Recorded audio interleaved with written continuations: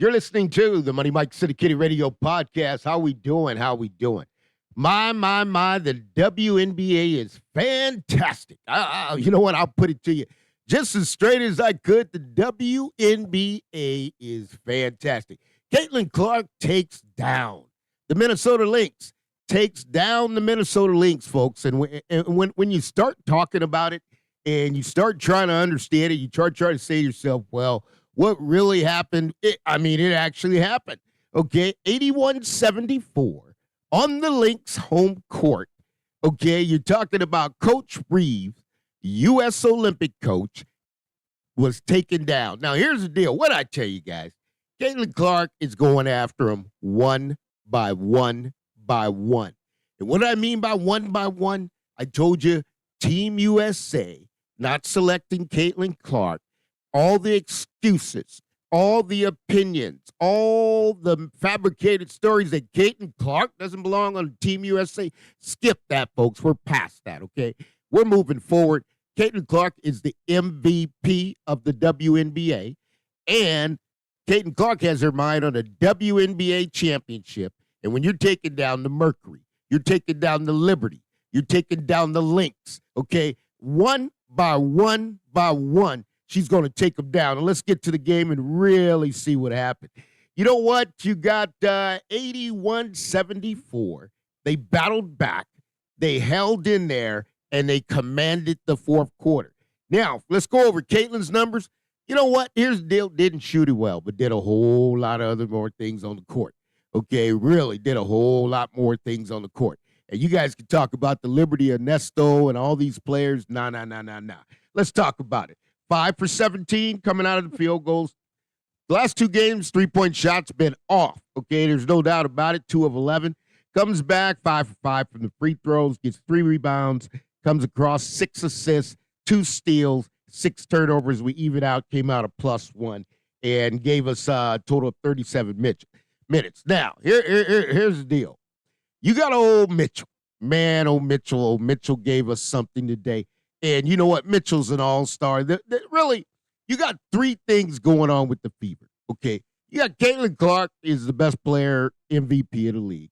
You got Aliyah Boston is coming across there, and Aliyah Boston is coming across there as the most improved player. Understanding she was rookie of the league last year, but she's coming back as the most improved player. And, of course, you guys have got to know about old Don Staley tweeting during the game. Talk about clout chasing. You know what I'm saying? You had 3 losses in the last 3 years since you've been there, and guess what? One of them's Caitlinclark. And you know what? I'll tell y'all, some high-profile coaches, all this talking they doing, they dying to get into the WNBA. They dying over there watching this because they know what they see and they know what they like. So, you know, and old Don said, yeah, Boston ball. It ain't no doubt about it. But, you know, Boston got a taste of the Caitlinclark, Caitlinclark syrup, the Caitlinclark salad dressing, the Caitlinclark, whatever you want to call it. But Boston has elevated that game on up, and man, oh man, I could see Boston early in the season just coming in there, wasn't in shape. Boston's getting in shape. Boston's playing two-way basketball.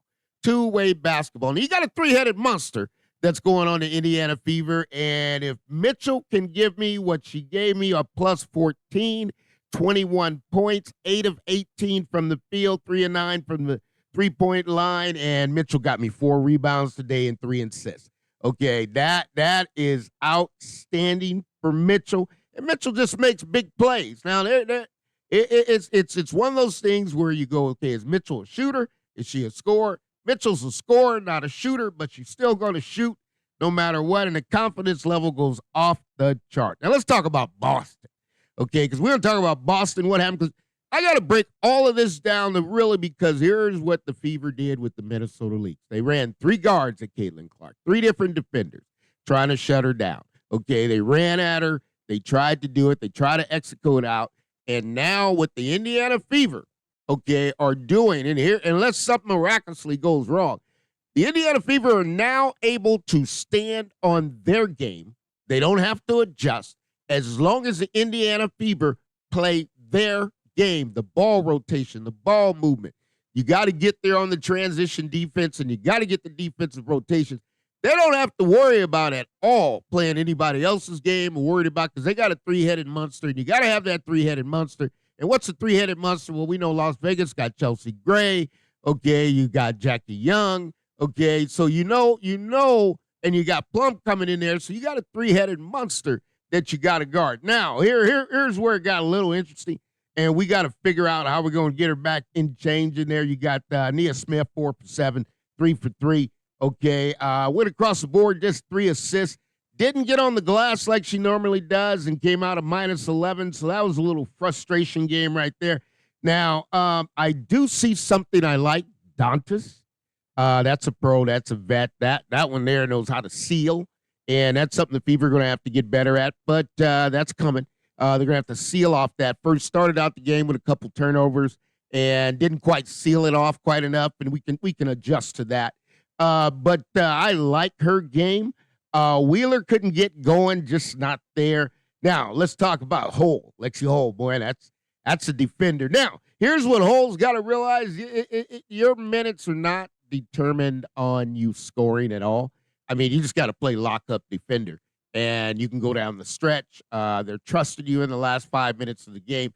And, folks, it doesn't matter where you start the game. It matters where you finish the game. And let's talk about the Indiana Fever because, man, Caitlinclark just couldn't get going for 3 quarters. But in the fourth quarter, what did we see?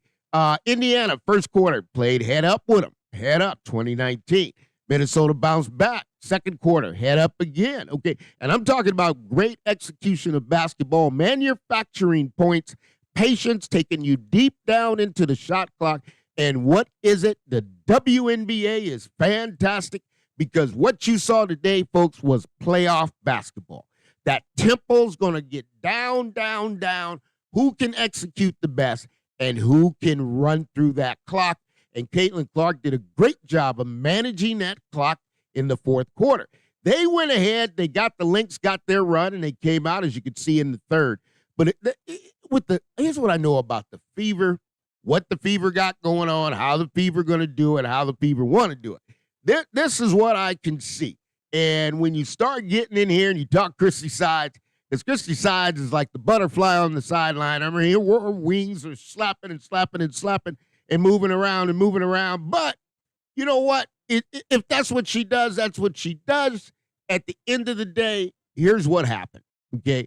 You didn't see Caitlinclark taken out of the game, offense, defense. You stayed with it. That's number one, okay? So we crossed that hurdle. Hopefully we don't go back to that again because here's why. Caitlinclark today played excellent man-to-man defense. Excellent man-to-man defense. And when you talk about what she did on the floor, how she did it, how she felt about doing it, man, Caitlinclark is a superstar. Okay, she has been chosen and God-gifted to play the game of basketball, and that's just how it works. It's nothing else you could do to change that. And the plays that she makes, the dribble drive that she's going through the lane, they are coming together. Now, her and Mitchell get together and get their two-man because, man, here's what Caitlinclark has discovered, and, man, they put it in there, folks, I'll tell you, and it's a beautiful thing. Here's what you got going on with the Lynx. The Lynx went in there. They were down a player. Okay, that happens. Next man up, next woman up. That's just the way the game has got to be played. The Lynx shot it well. They shot it well. They executed well, but they couldn't match the talent, okay, of the Indiana Fever. You got a three-headed monster, okay, going in there with Caitlinclark, okay. You're going in there with Mitchell, and you're going in there with Boston. Boston Rookie of the Year last year, stepping forward this year, and what has Boston done?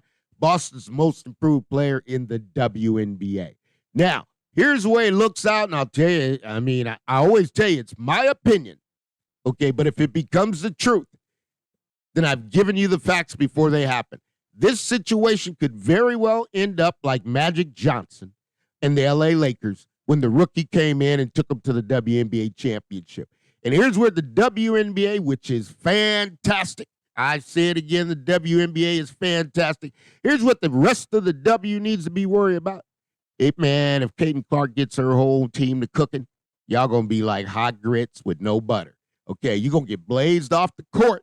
Okay, she ain't going to get tired. Okay, you're coming out of Indiana. And one thing I do know about living in the Midwest, man, if you could take it, you'll be down there for sure. I'll tell you one thing you'll do in the Midwest, you'll shovel some snow. Okay. And if you didn't shovel snow and you've been down in the Midwest like Clark has done, and you've been on farms and all that, man, let me tell you something, folks. This is a whole different category that we're talking about with Clark. And I could tell it to you only because I could see what she does and I see the mental toughness that she has. So let's get back to it. Let's figure out one other thing. Well, what else really happened out there? Because the Minnesota Lynx, you know what? They're about as balanced as you can get, okay? Balanced as you can get. You know, they're picking up from Carlton. They're picking up 17. You got Smith coming in there. Didn't have a great game, minus 15. Couldn't find her way. Okay, got 18 points on the board. You got McBride, 32 minutes, 11. How did they shoot it? 27 of 70, 38%. Three-point line, 35%. And executed out 9 of 10 at the free throw line. 34 rebounds, 20 assists, 5 steals, 3 blocks, 14 turnovers. That's a big number for them.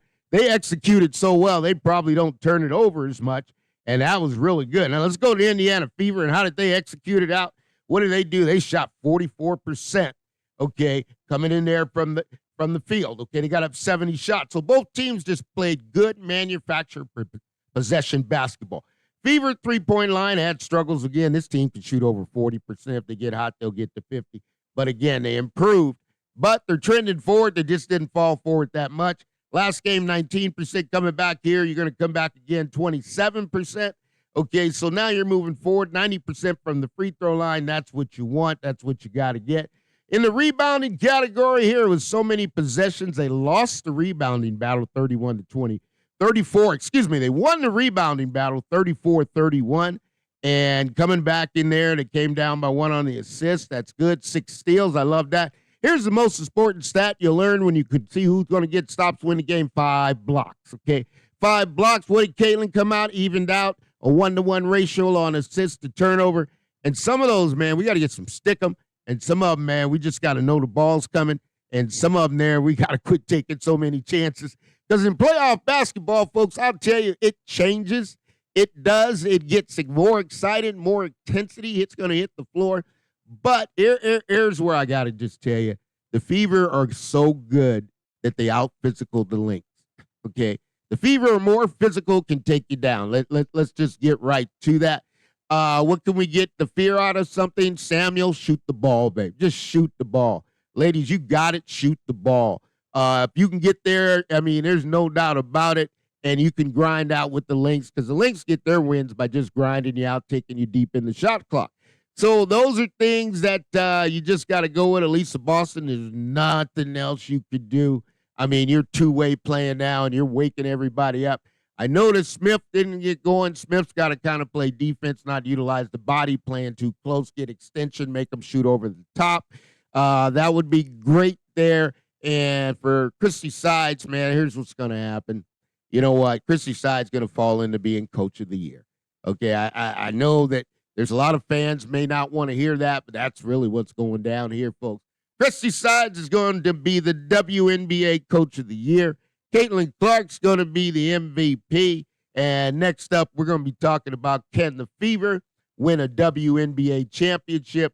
I always tell it to you straight the way it is. One by one, they're going down. And when I say they're going down, man, let me just tell you, you may be the head coach of Team USA, but you ain't coaching the Indiana Fever. And everything you threw at her today, Coach Reeves, it didn't work. So now you got to rethink what you said. I can go down from Monica McNutt calling the game, Don Staley jumping in there, want to tweet something out, talking 5 hours earlier that Angel Reese is Rookie of the Year. I can keep going and going and going because here's what I do. I'm like Clark, and I got a photographic memory. So when I think about you got all this stuff going down, right? And just think about it. Don Staley tweeting in the middle of the game, okay? Here you got the Team USA Coach Reeves saying it's hard to make the team, but we beating your team. We got all the Olympians on it. Got them on there. There ain't no doubt about it. And when you get right down to it, however you want to say it or however you look at it, here's what Money Mike says, who's going to be Coach of the Year. That's going to be Christy Sides, okay? Because all Christy Sides got to do is just let it be, okay? Let it be, and it's going to do what it's got to do. And you just got to realize when you've been chosen and God gifted, and you are here in the WNBA, which is fantastic. That's Caitlin Clark. And salute to Caitlin Clark's father, who's also going to be coach of the year because he's coaching. Dad never stops coaching. And you get right back to it, folks, and I can line them up and put you down. However you want to say it, however you want to do it, the bottom line is the Indiana Fever moved to 11-14, take down the Minnesota Lynx. And this is the Money Mike Syndicated Radio Podcast. We are powered up by Fanatics.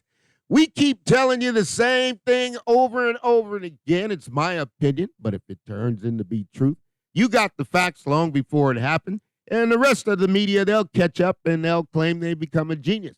You're going to get embarrassed going against Caitlin Clark. That's the MVP. That's the best player in the WNBA. And we haven't reached the half point of the season. So call it what you want, be it as it may, but all of you guys who text me and tell me all this, when is it going to be true? This is the Money Mike Syndicated Radio Podcast. All things are possible to those who believe. And Caitlin Clark has taken down another one by one by one. Everybody, if you're on Team USA, you going down. Okay, that's looking at the Aces is gonna get it. Okay, they gonna get it. Don't be twisted. You may think Becky Hammond, I know you've been over there with Popovich, you've been with the Spurs, you got a lot of sets, probably got a whole block full of them. You got it coming, and just hang tight. This is the Money Mike Syndicated Radio Podcast, and we are going to keep doing what we're doing. We'll see you soon.